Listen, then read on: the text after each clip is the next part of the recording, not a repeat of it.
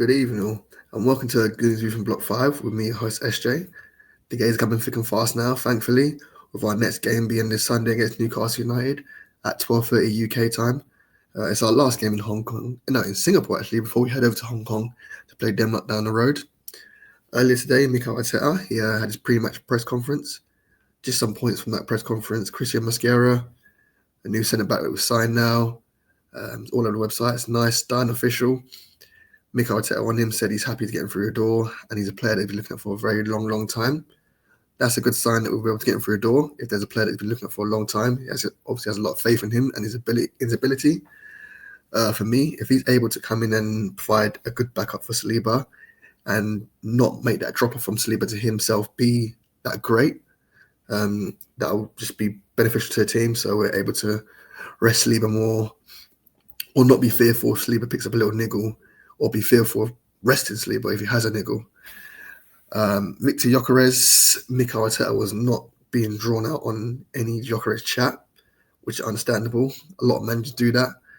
Unless a player has officially signed with a club, they don't really talk about players from other clubs. That's just a sign of respect, I think. Big Gabby, he said he picked up a little niggle in training, and in the next week or so, hopefully he's back in training and getting some match time. I think he's likely to probably make an appearance in the Tottenham game. I think this Newcastle game will come a bit too soon for him. Obviously, he's coming back from his hamstring injury, so it's best not to rush him back. Urian Timber, he's also said he's getting close. He's making strides in the right direction to get him back into training and back on the field. Again, he's a player who, when he first signed, obviously we know in his first game he's picked up an ACL injury, missed out a whole season. And last season, he played a lot of games, having come back from that injury. And post-season, he actually said that he was playing the latter stage of the season with an injury and playing through that, which is not good for him, to be honest. So I wouldn't rush Timber back. We've got Ben White back now. I know Ben White didn't actually finish the season too great, but we have to remember he was coming back from injury himself. So he's now got a preseason under his belt, Ben White, so he can fill in, and we'd have to rush Timber back. But obviously we do want Timber back as soon as possible because he's a great player and can cover multiple positions across the back. Our opponents, like I said, Newcastle this Sunday, they've been rocked by the news that Alexander Isak wants to explore new options. He's a player that's given us a lot of problems, especially last season. The first leg at the Emirates in the League Cup semi-final, he scored a goal. The second leg, he gave us trouble again. I think he scored again, but it actually was ruled out for offside. In the league earlier last season, he scored the winning goal in a 1-0 win. Great cross from Gordon. Isak got in between our two centre-backs and bang, powered ahead in the top corner. So he's a player, he's given us a lot of trouble, like I said. And I think every Arsenal fan, if they're being honest, we would like to have him at our club. The dominoes haven't fallen that way. We've got Gyökeres in, hopefully, touch wood.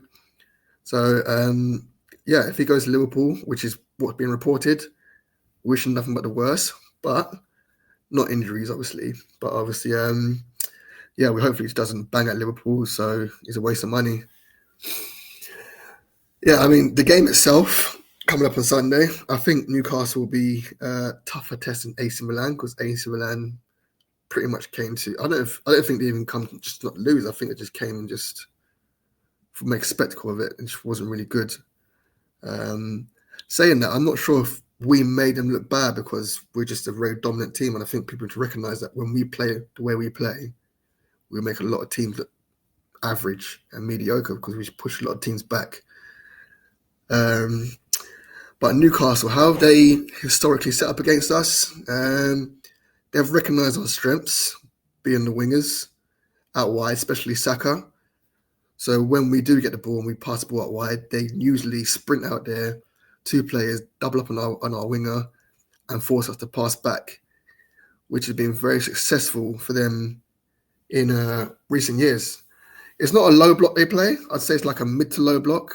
And that usually happens when they're at the Emirates. I think they're a bit more expansive when they're playing at St James's Park.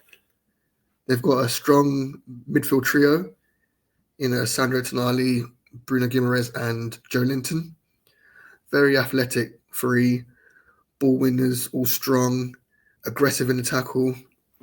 So, I mean, that'll be a test for our midfield, especially Zubimendi, who'll get on too later, sorry. But saying, like I say, it's a pre-season game, so I don't expect Newcastle to drop into that mid to low block that I previously mentioned. I would like to think they'll be a bit more expansive, given it's a pre-season game, and they might want to try out their own tactics because they're going to be playing Champions League football this season and hopefully trying for the top four, top five, if it is top five again, race for Champions League. But from our side, what would I want to see? Like I said, Zubimendi, I would like Zubimendi to start. Because I think AC Milan was a really, they didn't really test him. But if he's able to replicate that same performance that he did against AC Milan, against Newcastle, then I think we'll see we've definitely got a player on our hands. And it's very promising for this upcoming season. Me, I would like Martinelli to start again.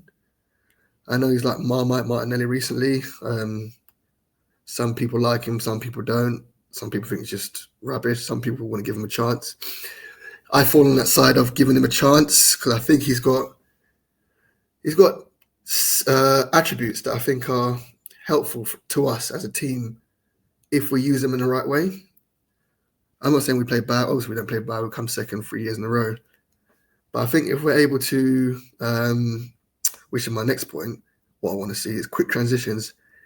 If we're able to get the ball out quicker into quicker transitions from the defensive side, from back to front, then I think we'll be able to see Martinelli's best attributes, running without the ball in behind defenses or getting the ball to feet and actually dribbling at defenders before they can get set as a team.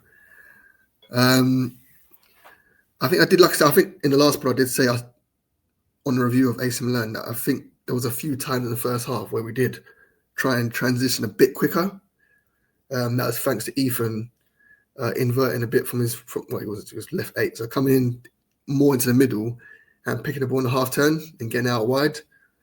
A couple of times it went a bit astray, out for a throw-in, but I don't know if it's something we've been working on in training. But you could see that they were making a few attempts to do that.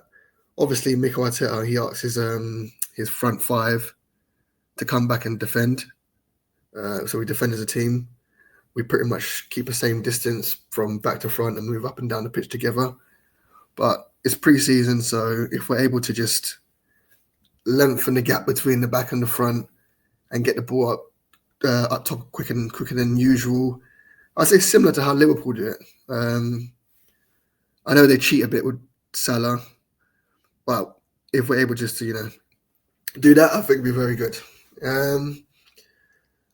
This is a weird point that I'd like to see Kepa and Raya challenge a bit more. The AC Milan game, I mean, they could have just sat there and made a cup of tea, especially Raya. He had nothing to do, really. No shot saved in the first half at all.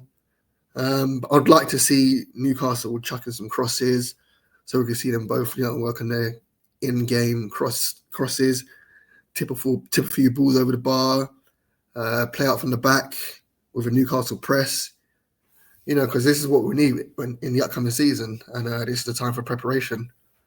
So, I mean, it's a weird point. I don't want them to concede goals, but I would like them to at least get their kit dirty, because I don't think Raya even changed his kit. He probably wearing the same kit from last match, because it's spotless. Just one more point. I was thinking just with Havertz, I'd like Havertz to start, and I would like to see more balls played in behind. Even if we've got to force it, we've got a top striker coming in, Victor Gyökeres, scored bags of goals in the Portuguese league. I've mentioned previously he scored no headers, but that doesn't matter. So, I mean, for him to score the goals, we need to feed him the ball. So if we're able to cut one less pass across or one less pass into the midfield and back out and just make it more direct into the striker's feet or in behind, which I would actually prefer, balls in behind, get the defence turned, give him something to think about, then, I think this is the time to practice on that. Like I said, the game's on Sunday, 12:30. If you're listening to this on YouTube or watching on YouTube, shall I say, please leave a like and subscribe. If you're listening on Spotify or Apple, please leave a 5-star review, a 5-star rating. And I'll be back after the game on Sunday with a match review. But until then, all the best.